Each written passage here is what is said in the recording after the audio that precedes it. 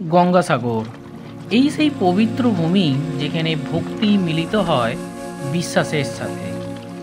সব তীর্থ বারবার, গঙ্গাসাগর একবার। কথিত আছে এখানে সাংখ্য দর্শনের আদি প্রবক্তা কপিল মুনির আশ্রম ছিল একদা। তো কপিল মুনির একদা ক্রোধাগ্নিতে সগর রাজা 60,000 পুত্র ভস্মীভূত হয় এবং তাদের আত্মাকে নরকে নিক্ষিপ্ত করেন কপিল মুনি। সগরের পুত্র ভগীরথ স্বর্গ থেকে গঙ্গাকে নিয়ে এসে সগর পুত্রদের ভস্মাবশেষ ধুয়ে ফেলেন এবং তাদের আত্মাকে মুক্ত করে দেন এই কপিল মুনির আশ্রমে। তারপর থেকে লোক মুখে প্রচলিত হয় এই সাগর দ্বীপের কপিল মুনির আশ্রম। এক কথায় বলা যায় গঙ্গাসাগর তীর্থযাত্রা সংসার, অর্থাৎ জীবন, মৃত্যু ও যাপনের যে চক্র, সেখান থেকে নির্বাণ বা মোক্ষ লাভ করায় প্রাপ্তির এক মহান সফর, যা যুগ যুগ ধরে বয়ে চলে আসছে। এই গঙ্গাসাগর মেলায় জনসমুদ্র আসলে মানুষের সেই আধ্যাত্মিক অনুসন্ধানের প্রমাণ দেয়। তো চলুন আজকের গল্পটা তাহলে এখান থেকেই শুরু করা যাক আমাদের।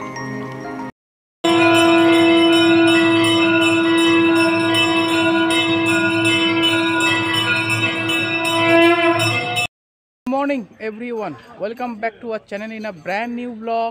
আমি অভি আর আপনারা দেখছেন আমার চ্যানেল অভিরীতি ক্রিয়েশন। সামনেই পৌষ সংক্রান্তি, সেই মকর সংক্রান্তির পূর্ণ তিথিতে আপনাদের আজকে নিয়ে যাচ্ছি আমি এক অত্যন্ত পূর্ণ স্নান করাতে। কোথায় যাচ্ছি? গঙ্গাসাগর যাচ্ছি। সব তীর্থ বারবার, গঙ্গাসাগর একবার। কথিত আছে, কিন্তু তবুও আমরা বলি গঙ্গাসাগর বারবার, সব তীর্থের মতোই। তো সেখানে কিভাবে যাবেন, কোথায় থাকবেন, কিভাবে হোটেল বুকিং করবেন এবং যদি চান একদিনে কিভাবে ফিরে আসতে পারবেন, কিভাবে লঞ্চ বুকিং করবেন, সমস্ত কিছু থাকছে এই ভিডিওতে। আর পুজো কি করে দেবেন নতুন মন্দিরে, সেটাও থাকছে এই ভিডিওতে। তো ভিডিওটাকে স্কিপ না করে পুরোটা দেখতে থাকুন। তো আজকের ভিডিওটা শুরু করা যাক। গঙ্গাসাগরে যাওয়ার জন্য আজকের আমরা শিয়ালদা থেকে নামখানাগামী লোকাল ট্রেনে চেপে পড়েছিলাম দক্ষিণ শাখা থেকে। যারা আপনারা শিয়ালদা থেকে ট্রেনে নামখানা আসতে চাইছেন তারা সকালের দিকে ট্রেন ধরবেন। একদম ফার্স্ট ট্রেন 5:20 এবং তারপরে সেকেন্ড ট্রেন 7:14 শিয়ালদা স্টেশন থেকে ছাড়ে। এই ট্রেনটা ধরলে আমরা মোটামুটি 3 ঘন্টার মধ্যে কাকদ্বীপ স্টেশনে এসে পৌঁছে যাবেন। প্রায় 1 ঘন্টার মতো ট্রেন জার্নি করে আমরা ফাইনালি এসে পৌঁছে গেলাম কাকদ্বীপ স্টেশনে। এই মুহূর্তে আমি কাকদ্বীপ স্টেশনে হেঁটে যাচ্ছি। এখান থেকে আমরা টোটো পেয়ে যাব। ঠিক আপনারা কাকদ্বীপ স্টেশনে যখন নামবেন, সেই কাকদ্বীপ স্টেশনে 1 নম্বর বা 2 নম্বর প্ল্যাটফর্মে যেদিকেই ট্রেন দিক না কেন, তো আপনি সেই স্টেশন থেকে নিচে নামলেই সেখান থেকে টোটো পেয়ে যাবেন। সেই টোটো থেকে আপনাকে যেতে হবে হচ্ছে 8 নম্বর লট, মানে হচ্ছে জেটি ঘাট। তো সেই জেটি ঘাটে গিয়ে আপনাদের দেখাবো সেখানে কিভাবে টিকিট কাটবেন, কত ভাড়া রয়েছে, কখন জেটির টাইম আছে, সমস্ত কিছু ডিটেলস আপনাদের সাথে শেয়ার করছি এই চ্যানেলে। তো চলুন এখন এখান থেকে টোটো ধরে নিয়ে আমরা যাই জেটি ঘাটে। তো এই হচ্ছে কাকদ্বীপ স্টেশন। আর আজকের আমার সাথে ট্যুরে রয়েছে আমারই এক ভাই। কিছু বলে দাও। হাই, আমি রুদ্র। এই চ্যানেলে আবার আমাকে দেখতে পাচ্ছ। তোমরা এই চ্যানেলটিকে সাবস্ক্রাইব করো এই ধরনের নতুন নতুন ভিডিও পেতে গেলে। তো চলুন যাওয়া যাক। স্টেশন থেকে বাইরে বেরোলেই এরকম টোটো স্ট্যান্ড তোমরা পেয়ে যাবে, যেখান থেকে টোটো করে 20 টাকার বিনিময়ে তোমরা চলে যাবে 8 নম্বর লট। দেখো ফাইনালি হচ্ছে আমরা চলে এলাম হচ্ছে এই হচ্ছে গঙ্গাসাগর যে লট নাম্বার 8, সেই লট নাম্বার 8-এ যাওয়ার হচ্ছে গেট। আর এইদিকে দেখো হচ্ছে টোটো স্ট্যান্ড। আমাদের টোটো ঠিক এইখানটা নামিয়ে দিল, এই জায়গাটা। এইখান থেকে তোমরা বাসে করেও কিন্তু যেতে পারো, মানে কাকদ্বীপ থেকে কিন্তু এখানে বাস সার্ভিসও আছে। আর এই হচ্ছে টোটো স্ট্যান্ড। টোটোতে হচ্ছে 20 টাকা করে নিল, তো যেখানে নামিয়ে দিল। আর এই যে তোরণটা করা আছে গেটটা, ঠিক এর ভেতর দিয়ে হেঁটে গেলে হচ্ছে 8 নম্বর লটটা পেয়ে যাব। মানে এই ফাইনালি হচ্ছে আমরা চলে এসেছি হচ্ছে একদম হচ্ছে জেটির সামনে, এই যে West Bengal transport corporation. But এইখানে এই WBTC লাইনটা দেখো কি বিশাল লাইন পড়েছে। সামনেই হচ্ছে পৌষ মেলা, সেই জন্য উত্তরপ্রদেশ থেকে এবং কলকাতা এবং ভারতবর্ষের বিভিন্ন জায়গা থেকে কিন্তু প্রচুর দর্শনার্থীদের এখানে সমাগম ঘটেছে। তো কি হারে লম্বা লাইন দেখো। আর এই হচ্ছে 8 নম্বর লটের হচ্ছে জেটি নাম্বার 4। দেখো এইটা, এখান থেকে তোমরা টিকিট সংগ্রহ করতে পারবে। আর ওখানে দেখো একটা টাইম নোটিস করা আছে, তো প্রত্যেক দিনে কোন সময় এখান থেকে যেটি ছাড়বে থেকে লঞ্চ ছাড়বে সেটা এখানে দেখানো হয়। তো চলো এবার টিকিটটা কেটে নিই, লাইনে দাঁড়াই। এখানে দেখো এই ফার্স্ট লঞ্চ হচ্ছে ছেড়ে চলে যাচ্ছে, যেটা হচ্ছে 8:30। আজকে যেহেতু দেখো ভাটা আছে সেই জন্য হচ্ছে একটু দেরি করে লঞ্চটা ছাড়লো। তো 8:30তে ফার্স্ট লঞ্চ ছেড়ে বেরিয়ে গেল। তো এই লঞ্চটা এখান থেকে কচুবেড়িয়া ঘাট যেতে মোটামুটি 45 মিনিট মতো সময় লাগবে। তো তোমাদের একটা গুরুত্বপূর্ণ ইনফরমেশন দিয়ে রাখি, সেটা হচ্ছে এই যে গঙ্গাসাগরে আমরা আজকে যাচ্ছি, এই গঙ্গাসাগরে কিন্তু আসার অনেকগুলো ওয়ে আছে। মানে আমরা আজকে এলাম হচ্ছে ট্রেনে করে, তো তোমরা যারা শিয়ালদা থেকে আসবে তারা ট্রেনে করে খুব ইজিলি কাকদ্বীপ চলে আসতে পারবে। ওই শিয়ালদা থেকে মোটামুটি 2 ঘন্টার মতো সময় লাগবে কাকদ্বীপ আসতে। আর এছাড়াও কাকদ্বীপ থেকে তো টোটো করে 8 নম্বর লটে যেরকম ভাবে আমরা এলাম এবং সেইভাবেই আমরা যাব, সেটা তোমাদের দেখিয়ে দেবো পুরোটাই। এছাড়াও আরো দুটো ওয়ে আছে। কলকাতার ধর্মতলা থেকে কিন্তু কাকদ্বীপ বা নামখানাগামী ডাইরেক্ট বাস সার্ভিস আছে, খুব ঘন ঘন ফ্রিকোয়েন্টলি বাস সার্ভিস আছে, ধর্মতলা বাস স্ট্যান্ড থেকেই ছাড়ে। তো সেইখান থেকে কিন্তু তোমরা বাস পেয়ে যাবে। তো সেই বাসে করে কাকদ্বীপ নামবে, কাকদ্বীপের যেখানে বাস স্ট্যান্ড সেখান থেকে আবার ওই টোটো সহযোগে তোমরা চলে আসতে পারবে এই 8 নম্বর লট। আরো একটা সার্ভিস চালু হয়েছে, সেটা হচ্ছে ডায়মন্ড হারবার থেকে। ডায়মন্ড হারবার যেটি থেকে ডাইরেক্ট কচুবেড়িয়া, মানে তোমাকে আর এই 8 নম্বর লটে আসতে হবে না, ডাইরেক্ট কচুবেড়িয়া চলে যেতে পারবে। একটা ক্রুজ সার্ভিস চালু হয়েছে, সেই ক্রুজ সার্ভিসের লিঙ্ক আমি আমার ডেসক্রিপশন বক্সে দিয়ে রাখবো। সো একটা নতুন জার্নি গঙ্গাসাগরে, ক্রুজে করে গঙ্গাসাগর ভ্রমণ। তো তোমরা যদি সেই এক্সপিরিয়েন্সটা নিতে চাও তাহলে ক্রুজে করে অবশ্যই এই জার্নিটা একবার করবে। ওখানে ব্রেকফাস্টও দিয়ে দেওয়া হয়, খুব সুন্দর এক্সপিরিয়েন্স। কি লেভেলের মানুষের ঢল নেমেছে দেখুন। আর 2 সপ্তাহ বাকি নেই, মানে 1 সপ্তাহ পরেই হচ্ছে এখানে মকর সংক্রান্তির যে পূর্ণ স্নান, সেই পূর্ণ স্নান শুরু হয়। তো সেই উপলক্ষে এখন থেকে কি লেভেলে মানুষের ঢল দেখুন চারিদিকে।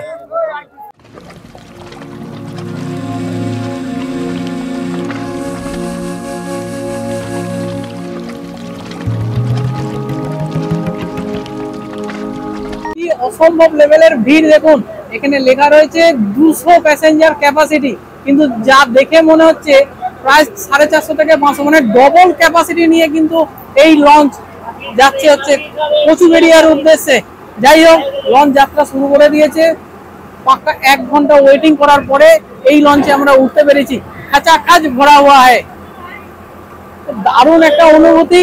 লঞ্চ ছেড়ে দিয়েছে, 45 মিনিটের জার্নি এখান থেকে কচুবেড়িয়া।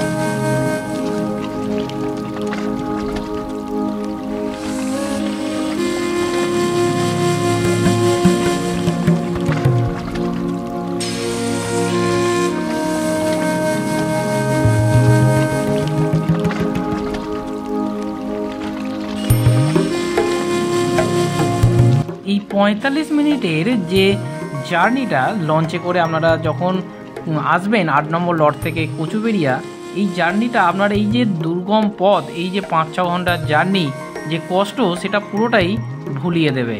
আর ফাইনালি আমরা এসে পৌঁছে গেলাম এই কচুবেড়িয়া ঘাটে। এক অনবদ্য, এবং পাখিগুলো যেভাবে এসে খাবার খাচ্ছিল দারুণ লাগছিল। দেখুন এই হচ্ছে সংহতি তীর্থ, অর্থাৎ আমরা যেখানে নামলাম, ঠিক আছে। আর এই বাঁদিকে দেখুন এই হচ্ছে কচুবেড়িয়া ব্যবসায়ী সমিতি, আর এইদিকে হচ্ছে যুগাচার্য স্বামী পূর্ণমানন্দজি মহারাজ। তো এইখান দিয়ে হচ্ছে বেরোবেন, মানে কচুবেড়িয়া থেকে এইখান দিয়ে বেরোলে বেরিয়ে দেখুন এই সামনেই হচ্ছে সমস্ত হচ্ছে গাড়ির স্ট্যান্ড।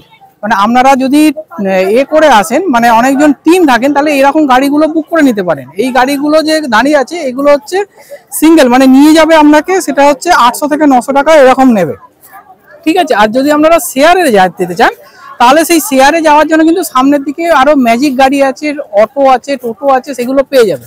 তো সেগুলো ভাড়া হচ্ছে ওই মোটামুটি 50 থেকে 60 টাকা। তবে এখন যেহেতু মেলা সিজন চলছে, একটু রেটটা এখানে বেশি আছে। সামনেই হচ্ছে পৌষ সংক্রান্তি সাগর মেলা, যেটা হচ্ছে জানেন ভারতবর্ষের 2nd লার্জেস্ট মেলা, মানে কুম্ভ মেলার পরে হচ্ছে এই মেলা।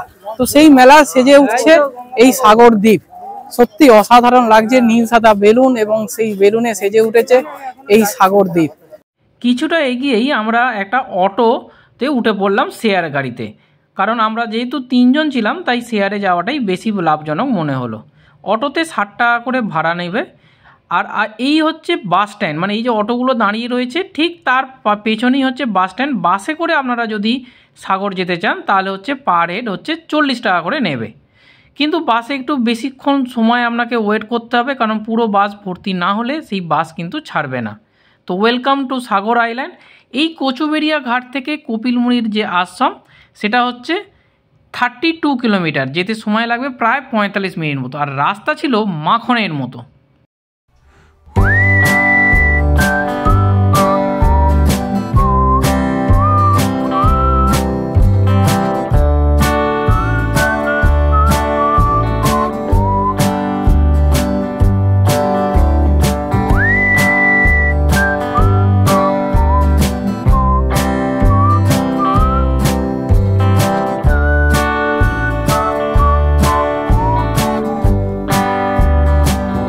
তো ফাইনালি এখন ঘড়িতে বাজে হচ্ছে 11:30। তো আমরা এসে পৌঁছে গেছি সাগর বাস স্ট্যান্ড। মোটামুটি কচুবেড়িয়া যে ঘাটে নেমেছিলাম সেই ঘাট থেকে এখানে আসতে সময় লাগলো ওই 45 থেকে 50 মিনিটের মতো সময় লাগলো, ঠিক আছে। তো এইটা হচ্ছে বাস স্ট্যান্ড, ঠিক আছে, আমি পেছনে দেখাচ্ছি, দেখো এইটা হচ্ছে বাস স্ট্যান্ড। আর এই বাস স্ট্যান্ডই বা অটো স্ট্যান্ড, এখান থেকেই তোমরা সব পাবে কচুবেড়িয়া ফেরত যাওয়ার জন্য। তো কিভাবে আসবে সেটা তো হয়ে গেল, তো এরপরে কি লাগে, কোথায় থাকবে? কারণ এই যে 6 ঘন্টার মতো প্রায়, হ্যাঁ 5:30টায় বেরিয়েছি, 11:30, 6 ঘন্টা জার্নি হয়ে গেল। তো 6 ঘন্টা জার্নি করে তোমরা চাইলে আজকে ফিরেও যেতে পারো, কিন্তু বেশ কষ্টকর কিন্তু এই ফিরে যাওয়াটা। তো চাইলে মোটামুটি ঘন্টা 2-এর মতো এখানে পুজো দিয়ে নিয়ে তোমরা আবার ফিরে যেতে পারো। তো এবার থাকবে কোথায়, সেই থাকার জায়গাটা দেখাই। নামিয়ে দেবে, সেখান থেকে মোটামুটি 500 মিটার মতো হাঁটতে হবে তোমাদের সবাইকে। এটা হাঁটা রাস্তা, তো রাস্তাটা দেখাচ্ছি, সেখান দিয়ে গিয়েই আমরা আজকে আমাদের যে গন্তব্য, মানে যেখানে নাইট স্টে করবো সেইখানে তোমাদের নিয়ে যাই। চলো দেখো, এই যে বাস স্ট্যান্ডে আমরা নামলাম, তো সেই বাস স্ট্যান্ড থেকে ডান দিকে একটা রাস্তা ঢুকে যাবে যেটা সমুদ্রের দিকে যাচ্ছে, মানে কপিলমুনির আশ্রম। আর যেই চারদিকে দেখো এই যে সামনে মেলা আসছে, তো সেই জন্য হচ্ছে এই সমস্ত কিছু তৈরি করছে। এই যে সব মানে মেলার যে স্ট্রাকচারটা, সেই স্ট্রাকচারটা তৈরি করা হচ্ছে। তো একদম আসন্ন মেলা সামনেই, আর 3-4 দিন পরেই হচ্ছে মেলা, জোর কদমে কাজ চলছে।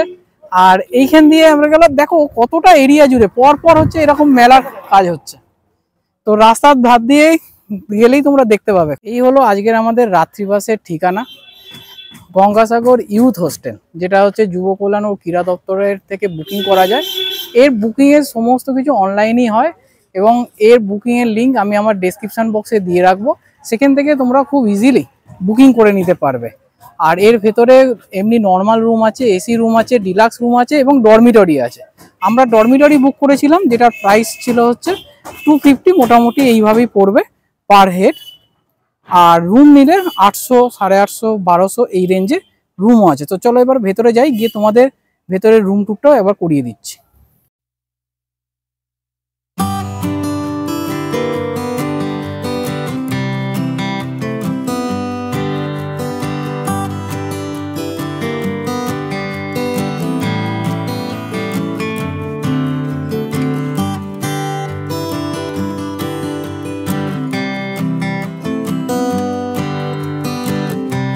যেহেতু আমরা সব ছেলেরাই এসেছিলাম, সেই জন্য আমরা কিন্তু ডরমিটরি বুক করেছিলাম। তো এই ডরমিটরি তোমরা মোটামুটি ওই 250 টাকাতেই পেয়ে যাবে। তো এই ডরমিটরিটা কিন্তু বেশ পরিষ্কার ছিল এবং গ্রাউন্ড ফ্লোরেই ছিল। আর এই হচ্ছে রুদ্র, যাকে তোমরা আগেই দেখেছো, আর আমার এক কাকাও গেছিলো। তো এই দেখো, একটা ডরমিটরির মধ্যে কিন্তু 25খানা এরকম বেড ছিল এবং বেশ পরিষ্কার ছিল।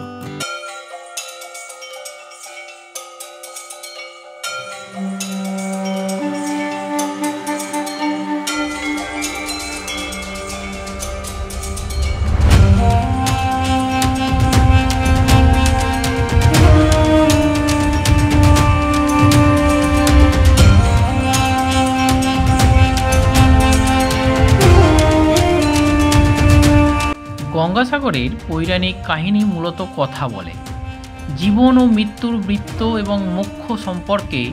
আর এই ভক্তির মুখ্য কেন্দ্রস্থলই হল কপিল মুনির মন্দির। ভগবত পুরাণ অনুযায়ী কপিল মুনির পিতা ছিলেন মহর্ষি কর্দম মুনি এবং মাতা ছিলেন পৃথিবী শাসক স্বয়ম্বর মনুর কন্যা দেবতী। কর্দম মুনি তার পিতা ভগবান ব্রহ্মার আদেশ অনুযায়ী কঠোর তপস্যা করেছিলেন। তার তপস্যায় সন্তুষ্ট হয়ে ভগবান বিষ্ণু তার সামনে আবির্ভূত হন এবং কর্দম মুনিকে স্বয়ম্বর মনুর কন্যা দেবতীকে বিবাহ করতে বলেন এবং ভবিষ্যৎবাণী করেন কর্দম মুনি ও দেবতীর 9টি কন্যা হবে এবং সময়ের সাথে সমগ্র সৃষ্টিকে জীবিত সত্তা দিয়ে পূর্ণ করবে। এছাড়াও ভগবান বিষ্ণু জানান তিনি নিজে অবতার রূপে কর্দম মুনি ও দেবতীর সন্তান হয়ে জন্মগ্রহণ করবেন এবং সমগ্র বিশ্বকে সাংখ্য দর্শন প্রদান করবেন। কপিল মুনি প্রথম জীবনে বেদের অগাধ জ্ঞান অর্জন করেন এবং সাংখ্য দর্শনকে সারা বিশ্বে প্রসিদ্ধ করেন। এই যে স্থানটি দেখছেন, এখানে আপনি আপনার মনের ইচ্ছা জানিয়ে এই রঙিন কাপড়গুলো কিন্তু বেঁধে দিতে পারেন। এখানে দেবাদিদেব মহাদেব বিরাজ করছেন, তার নন্দী এবং তিঙ্গি তাদের সাথে। তো মন্দিরে প্রবেশের পরে, পুজো দেওয়ার পরে যে ধূপবাতি আপনাদের কাছে থাকবে সেগুলো কিন্তু এই নির্দিষ্ট স্থানে আপনারা কিন্তু জ্বালাবেন। মন্দিরের ভেতরে আলাদা করে ধূপবাতি দেওয়ার কোনো জায়গা নেই। আর এখানে কিন্তু আপনারা চাইলে নারকেলও ফাটাতে পারেন এবং এখানে সিঁদুর রয়েছে, সেই সিঁদুর সধবা মেয়েরা কিন্তু মাথায় ঠেকায়। গঙ্গাসাগরে কিংবদন্তি শুরু হয় রামায়ণের রামচন্দ্রের পূর্বপুরুষ রাজা সগরের উপাখ্যান দিয়ে। ইক্ষ্বাকু বংশের রাজা সগর ঋষি অউর্বের নির্দেশে শত অশ্বমেধ যজ্ঞ করার সিদ্ধান্ত নেন, কিন্তু তার আগে এই অশ্বমেধ যজ্ঞ একমাত্র করেছিল দেবরাজ ইন্দ্র। তাই এর ভয় পেয়ে তিনি আশঙ্কিত হয়ে পড়েন এবং তিনি মর্যাদা হারাবেন এটা মনে করে তিনি অশ্বগুলোকে কপিল মুনির আশ্রমে লুকিয়ে রেখেছিলেন। যজ্ঞের অশ্ব খুঁজে না পেয়ে সগর রাজা তখন তার 60,000 পুত্রকে সেই ঘোড়ার সন্ধানে যেতে বলে। তখন তারা সমস্ত কিছুকে ধ্বংস করতে করতে লাস্টে এই কপিল মুনির আশ্রমে এসে উপস্থিত হয় এবং ধ্যানরত কপিল মুনির আশ্রমে পৌঁছে ওনাকে ধ্যানমগ্ন করেন। তখন ক্রোধে ক্ষুব্ধ হয়ে তিনি এই 60,000 পুত্রকে ভস্ম করে দেয়। এই কপিল মুনির কাছ থেকেই অংশুমান জানতে পারে যে একমাত্র গঙ্গার জলেই যদি এখানকার শ্রাদ্ধ অনুষ্ঠান করা হয় তবেই তিনি সন্তুষ্ট হবেন। তখন তিনি মা গঙ্গাকে এখানে নিয়ে আসেন এবং ধুয়ে দিয়ে মোক্ষ লাভ করান। এই গঙ্গাসাগরে এসে আমার সব থেকে যেটা দৃষ্টি আকর্ষণ করলো সেটা হচ্ছে সে no to single use plastic, অর্থাৎ সিঙ্গেল ইউজ প্লাস্টিক যে বর্জন করা উচিত আমাদের পরিবেশকে বাঁচানোর জন্য, সেটার যে একটা থিম এখানে তুলে ধরা হয়েছে এটা খুব ভালো লাগে। কারণ লক্ষ লক্ষ লোক পৃথিবীর বিভিন্ন প্রান্ত থেকে এই মেলাতে আসবে, তো সেইখানে প্রচুর প্লাস্টিক হয়ে কিন্তু আমাদের পরিবেশটাকে দূষণ করতে পারে। সেই জন্য এখানে একটা ট্যাবলো রাখা রয়েছে, দারুণ লাগলো এটা।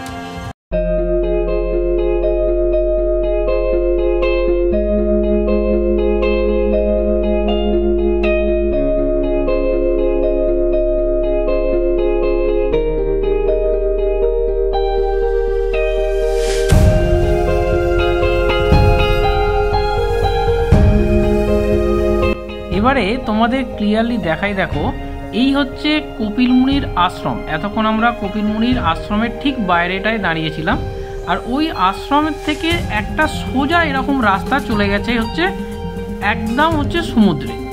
তো তোমরা যারা কপিল মুনির আশ্রমে আসবে আগে সমুদ্রে স্নান করে নেবে, তারপর দেখো এইগুলো হচ্ছে পুজোর ডালি নেওয়ার জায়গা, যেরকম দক্ষিণেশ্বরে করা হয়েছে সেখানে এখানেও একটা ছাদের নিচে সমস্ত ডালি রয়েছে, নিয়ে তোমরা এখানে পুজো দিয়ে নেবে। আর এখানেই দেখো যারা বয়স্করা আসবে তাদের জন্য কিন্তু টোটো সার্ভিস রয়েছে, এখান থেকে টোটো নিয়ে তোমরা যেতে পারো ঘাট অবধি, যেটার ভাড়া নেবে হচ্ছে 10 টাকা করে। আর এই রাস্তা সাইডে প্রচুর এরকম হচ্ছে জুয়েলারি, তারপরে ব্যাগ, তারপরে ঝিনুক, ঘর সাজানোর জিনিস, প্রচুর এরকম আইটেম তোমরা পেয়ে যাবে। মেয়েদের প্রচুর জিনিসের সম্ভার রয়েছে, যেমন আমরা যে কোনো সমুদ্রের জায়গাতেই পেয়ে থাকি, এখানেও তার ব্যতিক্রম কিছু নয়। ঝিনুকের আইটেম এখানে প্রচুর রয়েছে, তবে এখানে ঝিনুক পাওয়া যায় কি না আমার জানা ছিল না।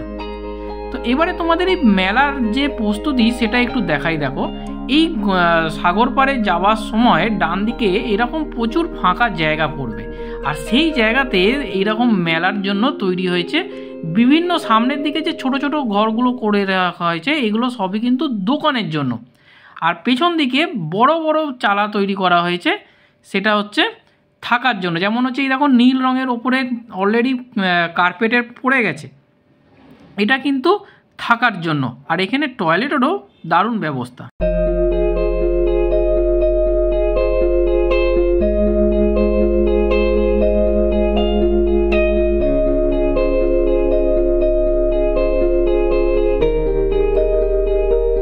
সমুদ্রে যাওয়ার আগে এরকম ডান দিকে ঝাউবন পাবে তোমরা, সোজা রাস্তায় না গিয়ে একবার এই ঝাউবনের মধ্যে দিয়ে সমুদ্রে যেও, দারুণ ফিলিংস পাবে এবং লাইফ টাইম অনুভূতি, এটা আমি তোমাদের বলতে পারি। দীঘায় গিয়ে ঝাউবনে তো অনেকেই গেছো, কিন্তু এই গঙ্গাসাগরে এসে এই ঝাউবনের মধ্যে একাকী নিজেকে হারিয়ে ফেলেছো এরকম কতজন আছো অবশ্যই কমেন্ট বক্সে কমেন্ট করো জানিয়ে।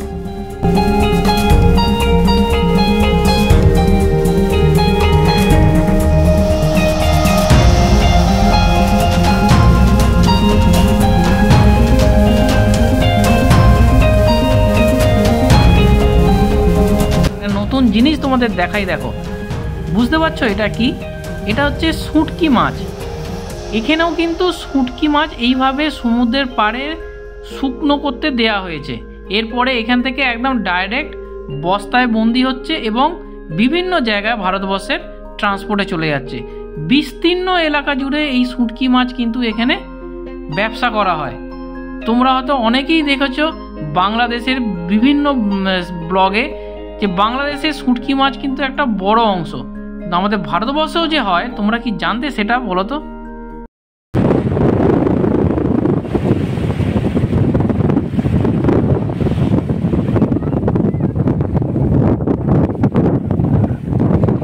জায়গাটিকে গঙ্গাসাগর বলা হলেও এটি হচ্ছে সাগর এবং হচ্ছে হুগলি নদীর হচ্ছে মিলনস্থল, অর্থাৎ এটি মূলত একটি মোহনা যেখানে বঙ্গোপসাগর এবং আমাদের হুগলি নদী অর্থাৎ মা গঙ্গার মিলনস্থল হচ্ছে এই অংশটি। সূর্যের আলো পড়েছে আর সেখানে বাচ্চারা খেলা করছে, দারুণ অনুভূতি এখানে।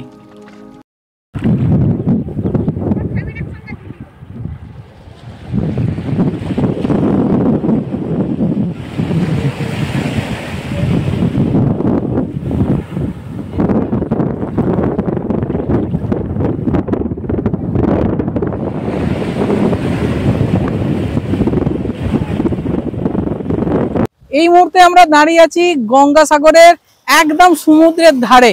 অসাধারণ একটা অনুভূতি, সূর্যের আলো পড়ছে এবং তাতে যে রিফ্লেক্ট হয়ে যে অনুভূতি সেটা বলে বোঝানো হয়তো আপনাদের সম্ভব নয়। জেলেরা মাছ ধরতে যাচ্ছে, ছোট ছোট নৌকা, বাচ্চারা ঘুরে বেড়াচ্ছে, অসাধারণ অনুভূতি।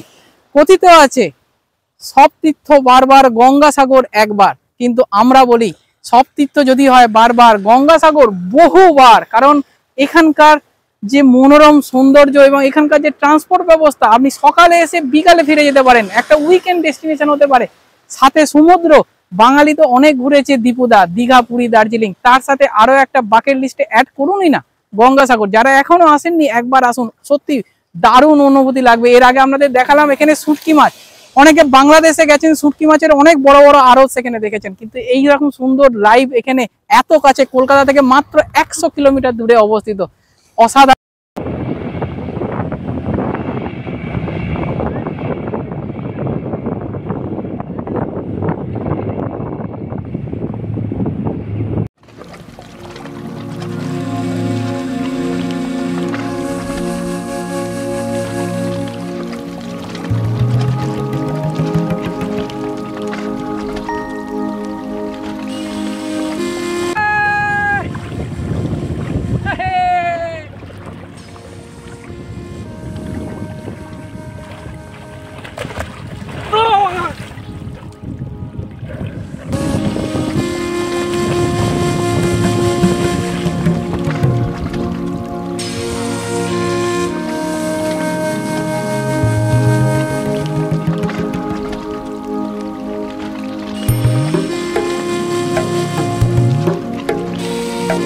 সমুদ্রে স্নান করার পরেই আমরা চলে গেছিলাম এবারে পুজো দিতে।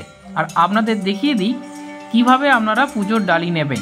এখানে বিভিন্ন রকমের কিন্তু ডালি অ্যাভেলেবেল। সামনে যে ডালিটা দেখতে পাচ্ছেন এই ডালিটা হচ্ছে 120 টাকা। এখানে তিলের নাড়ু এবং হচ্ছে আমাদের নুকুলদানা, যেটা আমরা বাড়িতে যে কোনো পুজোয় দিই, সেই নুকুলদানাই হচ্ছে এখানে ঠাকুরের প্রসাদ। তো মেনলি নুকুলদানা, তার সাথে অনেকে মুরগি বা মুড়ি এগুলোও দেওয়া হয়। তো আমরা যে এখন ডালিটা নিয়েছি এটা হচ্ছে 60 টাকার ডালি, এটা হচ্ছে সর্বনিম্ন ডালি।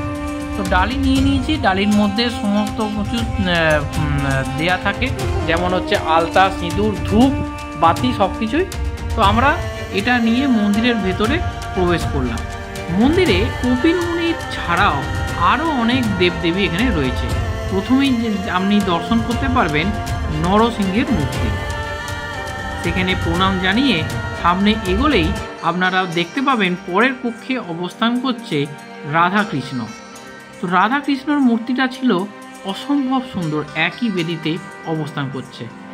এরপরে আপনারা সামনের দিকে এগোলেই দর্শন পাবেন কপিল মুনির, যার সাথে একই বেদিতে অবস্থান করছেন রাজা সাগর এবং মা গঙ্গা।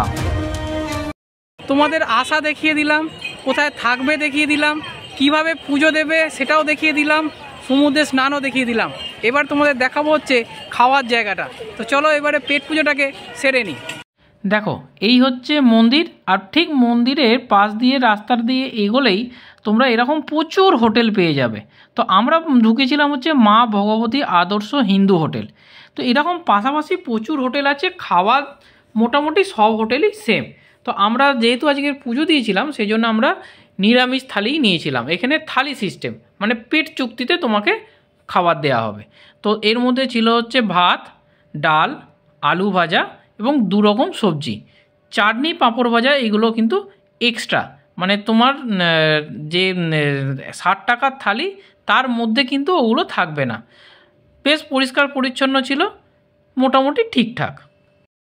তো বন্ধুরা, এই ছিল হচ্ছে আজকের ভিডিওতে আমাদের গঙ্গাসাগর ভ্রমণের ফার্স্ট ডে।